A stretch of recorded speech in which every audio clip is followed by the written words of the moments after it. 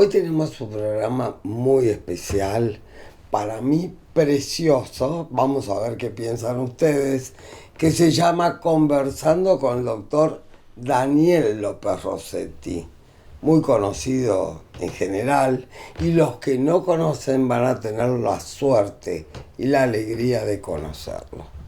El tema que me trajo mi invitado es la historia clínica de Freud, así que yo estoy como pato en el agua, feliz, porque todos saben que soy freudiana, ayornada con los post-freudianos, por supuesto, que nunca llegaron a esas hipótesis, a esa investigación matemática, metodología científica, o al que algunos siguen llamando conjetural, porque son ignorantes o porque lo hacen mal. Evidentemente el único, porque era neurofisiólogo, era médico, neurólogo, y claramente tenía una metodología científica de investigación, cosa que no sé por qué muchos colegas no la estudian, no la aprenden, o no sé, o se acercan al conductismo. El doctor se ocupó de la historia clínica de muchos próceres argentinos, con un libro muy conocido, y que está engendrado y ya editado. Bueno, ante todo, gracias por la invitación. Son 2 tomos de Editorial Planeta, que se llaman Historia Clínica de Personajes de la Historia, y uno de esos personajes es Sigmund Freud, porque me gusta particularmente. ¿Por qué le gusta particularmente? Porque la psicología es fascinante, porque Freud junto con Darwin y Copérnico dieron vuelta a la historia universal. Sí. Porque Freud era médico, que es lo que recién dijo, era neurólogo. No es casual la definición de primera y segunda tópica, ¿no? El topo es el lugar, la localización. Totalmente. Y porque la historia de Freud, aparte era un filósofo, era un hombre que enseñaba. Tengo mucha compatibilidad con Sigmund Freud. Bueno, Freud dijo siempre que él brevó de la filosofía y de la mitología, pero que el psicoanálisis es diferente a la filosofía y a la mitología. Muchos se confunden y tratan de hacer terapia filosófica. Filosofía no es psicoanálisis. No, son claramente 2 cosas. El principio psicoanalítico claramente claro, es otra. Pero él brevó, él dijo. Sí, claramente es otra cosa. Pero el hecho de, en el caso de su última casa en Londres, que me fascinó estar, porque aparte ahí sí pusieron toda la colección de todas sus estatuillas, su diván, es un lugar que el primer día que fui me quedé 4 horas, y al día siguiente volví. Antes de irme de Londres me fui un rato más y estuve 1 hora más, porque me fascinó estar ahí. En el fondo tiene un jardín donde él se sentaba a pensar, y yo me senté ahí y disfruté mucho y de su biblioteca y de cada una de sus estatuillas, ¿no? Estudió español para leer el Don Quijote de la Mancha. Sí, bueno. En español. Bueno, él hablaba alemán, francés, italiano, sabía bien griego, latín, español, impresionante. Inglés no sé. Inglés sí, también. Sí. No, impresionante, evidente. Shakespeare lo leyó a los 8 años. Y lo usa mucho a Shakespeare. Y lo usa, sí. Y lo usa mucho, porque aparte le entró cuando él tenía 8 años, ¿no? Y usted lo sabe. Freud dice que a los 8 años es el estadio de la madurez mental. A los 8 años. Por eso le debe haber quedado lo de Shakespeare, ¿no? Tan potentemente, ¿no? Eran 6 de familia, los hijos, y él fue el primer hijo, el primogénito. El amado de Amalia, el amado de Amalia. Y claro, creo que había una frase como que él dijo que cuando uno es el preferido de la madre, como que era una ventaja en la vida enorme, porque era casi una garantía de de éxito. De éxito. De éxito. Y fue la condición, la situación de él. Incluso el padre, Jacob, Sí. Jacob, él no era creyente, pero era muy seguidor de las costumbres judías, de las fiestas, etcétera.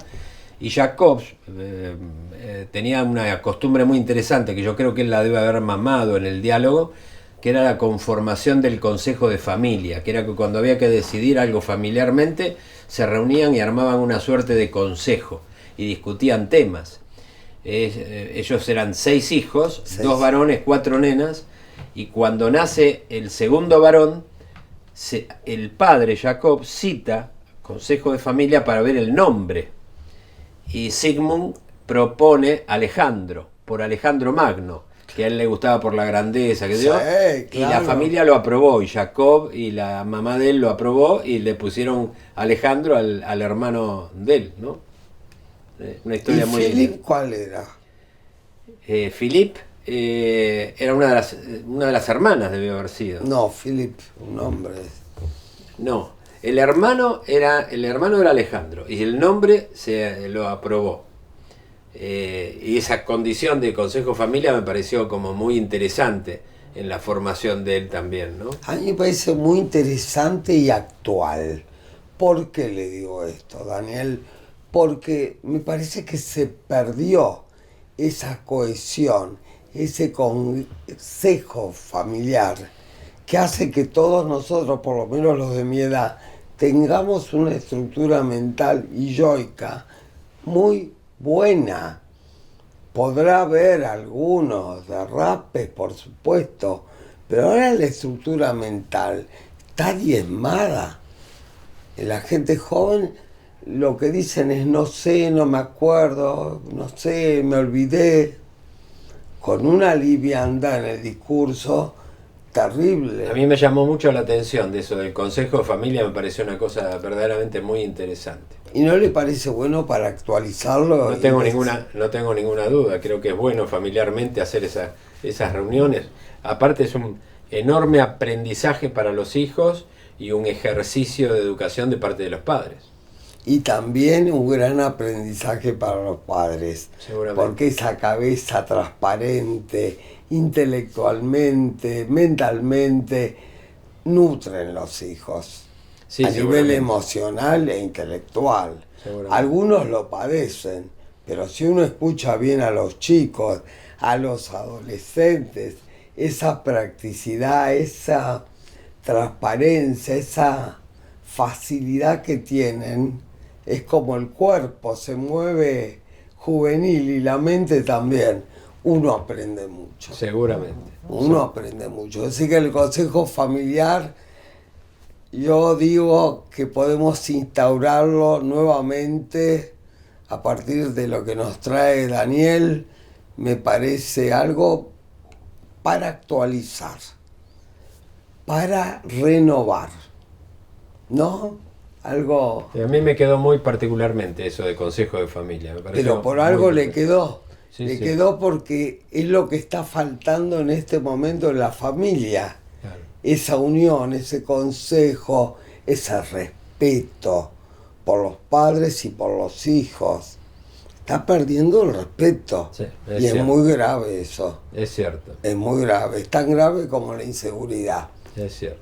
Da mucha inseguridad la falta de respeto. No tener un referente a quien respetar.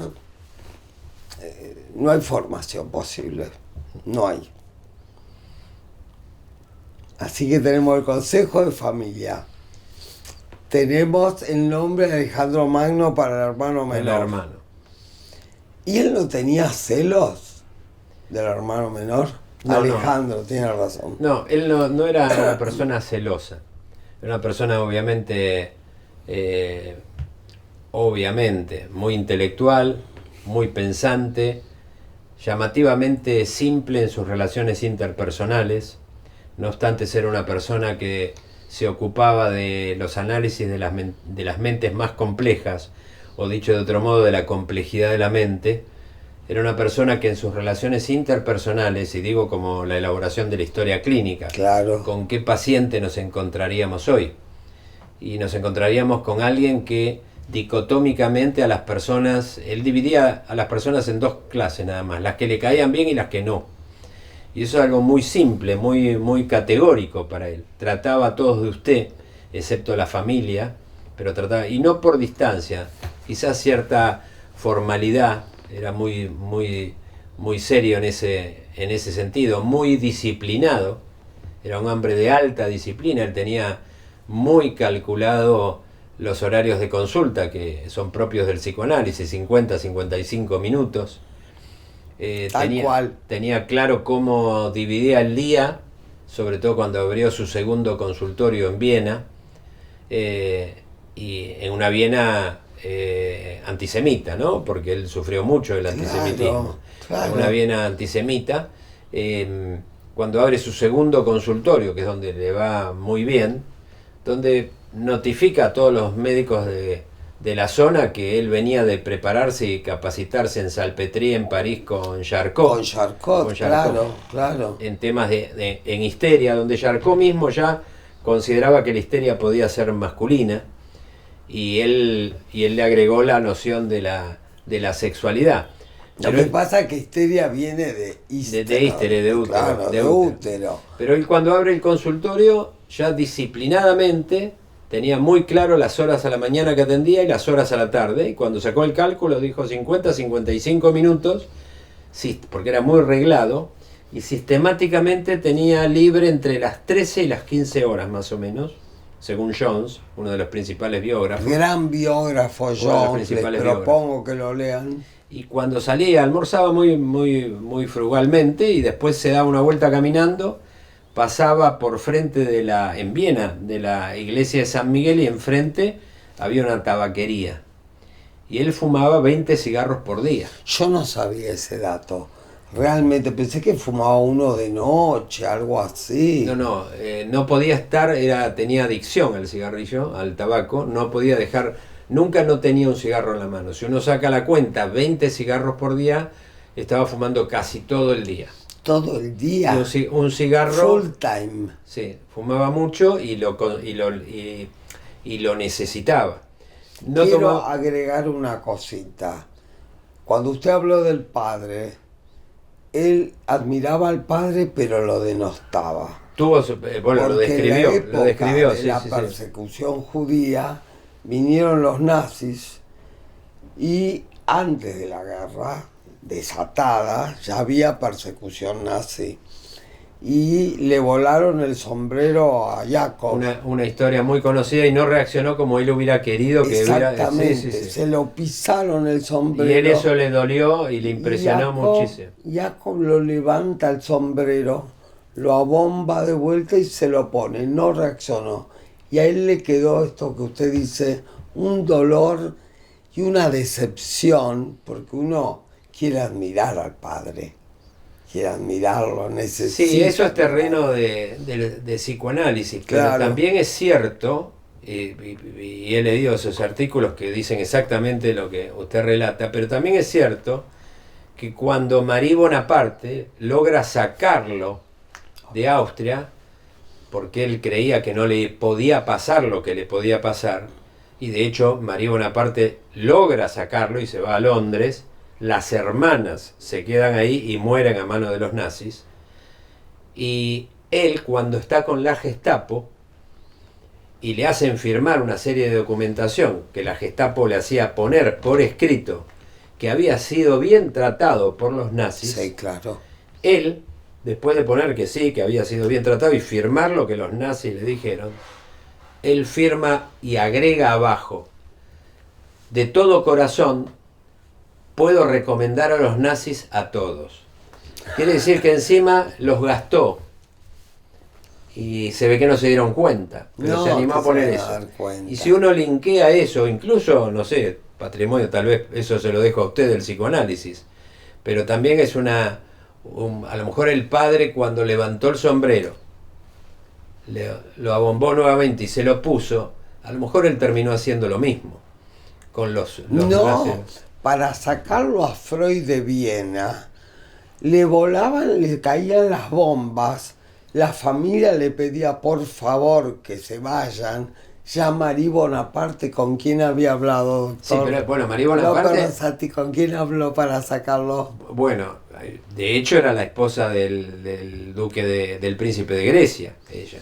Ah, no sabía. Sí, sí. Pero es más, si no era ella, ¿con quién había hablado? Usted es un personaje histórico, ¿no? ¿Con quién fue que habló? Con Mussolini, Con mi Mussolini, amor, con Mussolini. Mussolini. Sí. Habló con Mussolini y entonces lo pudo sacar. No se iba Freud. No había forma, ni los hijos, nada. No había forma de que el tipo reaccione. No le gustaba Londres, no quería ir a Londres de ninguna manera. Se operó 33 veces la mandíbula con un cáncer de piso de boca. Bueno, esa era la complicación del cigarro. Es decir, él a los 62, él tuvo la enfermedad inicial, vivió 83 años. 83. Nació en 1856 y falleció murió en el 33. En el 39, creo que en el 39. En el 39, 1939. Y los últimos 16 años de su vida tuvo un cáncer de boca que comienza con una lesión en el paladar derecho, diagnosticada inicialmente como una leucoplasia, que es como un botoncito blanco, y él no le dice nada a la familia. Quien lo había atendido, un otorrinolaringólogo, dice: vamos a decidir sacar esa lesión, y va a una clínica, se la sacan, pero hace sangrado post cirugía, entonces no lo dejan ir de alta, se queda internado. Ahí le tienen que revelar a la familia que él estaba ahí porque le pidieron la ropa, con lo cual va la esposa y la hija, Ana Freud, que se queda cuidándolo esa noche en la clínica, y después al día siguiente se va de alta. Y ahí empieza todo un derrotero. Esa sería la primera cirugía de 33 que iba a tener. 33 cirugías. ¿Ustedes se imaginan? ¿Quién inventó la anestesia del ojo? Y bueno, él cuando... Con la cocaína. Bueno, él cuando decide investigar sobre la cocaína, claro, lo quiere trabajar en dos áreas, que es la anestesia para la córnea, para la cirugía ocular, como anestésico de mucosa, que después hay un cirujano oftalmólogo que termina desarrollándolo, pero en realidad creo que le robó el desarrollo, y él usa la cocaína como medicamento. En ese momento la cocaína la fabricaba Laboratorio Merck, y de hecho ahí viene la palabra merca, ¿no? Y la cocaína en ese momento, el gramo, costaba $1.27 y no estaba estudiada. Él la empezó a estudiar y la empezó a utilizar en pacientes y en él mismo. Y a Maslow, que era un conocido investigador de él, que era un fisiólogo que había tenido una lesión en un dedo y que quedó con una neuritis y se empezó a tratar con morfina. Y se hizo adicto a la morfina. Freud le sacó... de Maslow fue que se hizo adicto a la morfina. A la morfina, de Maslow. Y cuando le saca la morfina dándole cocaína, termina siendo cocainómeno. Exactamente. Freud se arrepiente después de haber utilizado... Se muere más. Se muere. Y previamente tiene un delirium tremens, insomnio y una cantidad de... Pero Freud se sintió muy culpable. Muy culpable. Aparte, en ese momento se desarrolló como el tercer flagelo, es decir, venía el alcohol, la morfina y después la cocaína. Y él dice que nunca más iba a hacer estudios en los cuales iba a hacer una aplicación de ir de lo particular a lo general. Como él no le había hecho mal la cocaína, pero sí notaba que le sacaba el apetito, que le levantaba el humor. Lo que pasa es que él atendía 8 pacientes como máximo, porque decía que más no se podía, por las neuronas, el aparato mental. Y él transcribía las sesiones cuando terminaba a las 8 el consultorio, y ahí tomaba la cocaína pero disuelta en agua. Uh-huh. Yo digo, si eso no le habrá horadado también las mucosas del paladar. No, la leucoplasia seguramente fue porque aparte no fue la única complicación del tabaco. 20 cigarros por día. Él tenía, desde el punto de vista clínico, tuvo un autodiagnóstico de neurosis. Él se diagnosticó una neurosis a los 40 con sintomatología gastrointestinal. Constipado. Constipación y diarrea alternativa. Era lo que hoy sería un síndrome de intestino irritable o como antes se llamaba colon irritable. Colon irritable. En el cual había dolor abdominal, distensión abdominal, pesadez postprandial. Alternativa entre constipación y diarrea. Alternativa entre constipación. Cosa que no le revelaba a los hijos ni a nadie excepto a la esposa, que confiaba en ella en ese sentido. Pero sí tenía lo que él decía, una neurosis que estaba manifestada por el síndrome intestino irritable, migraña, tenía dolor, cefaleas frecuentes hemicranianas, seguramente un adenoma prostático, porque los síntomas que tenía era de prostatitis, de prostatismo. ¿Ah, sí? Sí, también. Y el tema es que fue cardiópata. Y sabemos... ¿En serio? Sí, severo. A los 37 años empieza con angor pectoris, angina de pecho, y él mismo como médico se diagnostica un soplo. Nosotros hoy, viendo la historia clínica de Sigmund Freud, podemos casi asegurar que tenía por lo menos, si bien uno de los cardiólogos le dijo que tenía enfermedad de miocardio, de músculo cardíaco, miocardiopatía, tenía por lo menos 3 cosas: coronariopatía por el angor pectoris, puede ser por el médico tratante que habrá tenido o no lo vamos a saber nunca, una miocardiopatía, pero él, por ocultarse, dijo que tenía un soplo cardíaco, con lo cual podría haber tenido también agrandamiento cardíaco y posiblemente hipertensión, aunque el físico no era del típico hipertenso, pero sabiendo que la hipertensión se da en 1 de cada 3 adultos, y es probable que también haya sido No tenía hipertenso. muy buen carácter, que eso es típico de los hipertensos. Son irritables. Sí, bueno, él era irritable. irritable. No era combativo, no era una persona... No, era demasiado inteligente para ser combativo. Sí, sí, ¿no? él respondía a los ataques de colegas con trabajo, no con combate. Él usó la cocaína como anestésico ocular para operar desde el ojo al padre. Lo usó un oftalmólogo y él ayudó en la cirugía. Y ese oftalmólogo fue el que le robó el desarrollo a él. Sí. Él no se ofendió en última instancia porque él trabajó la cocaína en otro sentido. Pero sí, termina evidentemente con las complicaciones, no de cocaína, sino del tabaco. Con lo cual está completamente que solo el tabaco. Yo pensé también que la porque cocaína es muy irritante de la mucosa. Sí, pero no para generar una leucoplasia. No la debió haber usado tanto tiempo. Desde que él la empezó a utilizar hasta que decide dejar de usarlo pasó muy poco tiempo. Claro. En cambio el cigarro pasó toda la vida. Y 20 cigarros era mucho. Claro. Y termina. La segunda cirugía que tuvo fue la más grande de todas, en la cual directamente ya le extraen el maxilar superior derecho, o sea, con dientes, encías, hueso, prácticamente quedó unida a la cavidad nasal con la bucal, y le colocan una prótesis que él llamaba el monstruo. Una prótesis era un monstruo, una prótesis de metal. La máscara de hierro parecía. Una prótesis de metal que requería obviamente limpieza diaria y una cantidad de cosas.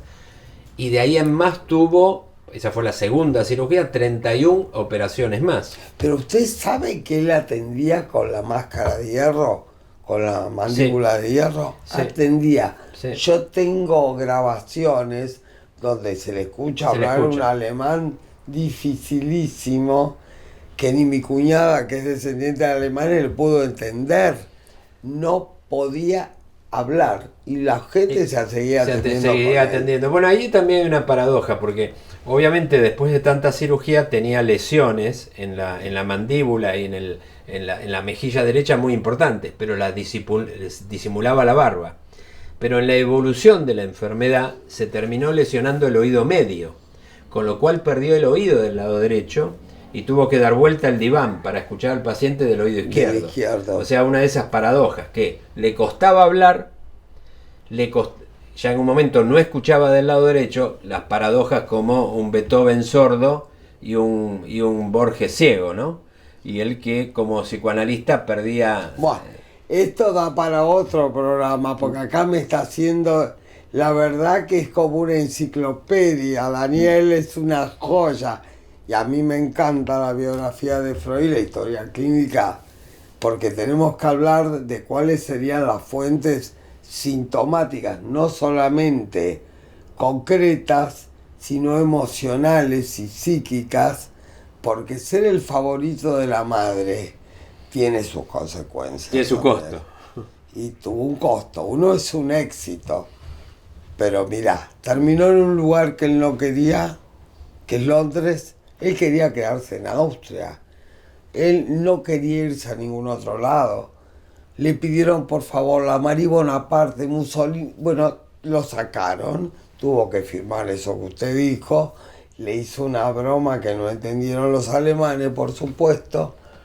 Y refunfuñó todo el año que vivió en Londres. Refunfuñó. Sí. Y se enojó. Y le dijo al doctor Schur. que por favor le ponga... Él con el doctor Schur, el médico de cabecera, el último que lo acompañó, hizo el siguiente acuerdo. Porque el primero que le diagnosticó leucoplasia no le dijo que era una lesión premaligna. Sí. Y cuando lo operan tampoco le dicen que es cáncer. Y él se quedó muy mal con eso. Y entonces él le hace prometer al doctor Schur dos cosas. La primera, que le iba a decir siempre la verdad. Y la segunda, que llegado el momento lo iba a ayudar a irse. Cuando no aguantaba más del dolor, le dijo: usted y yo llegamos a un acuerdo. Cumpla su promesa. Hable con Ana y si está de acuerdo, proceda. Ana estuvo de acuerdo. Schur le dio una dosis mayor de morfina.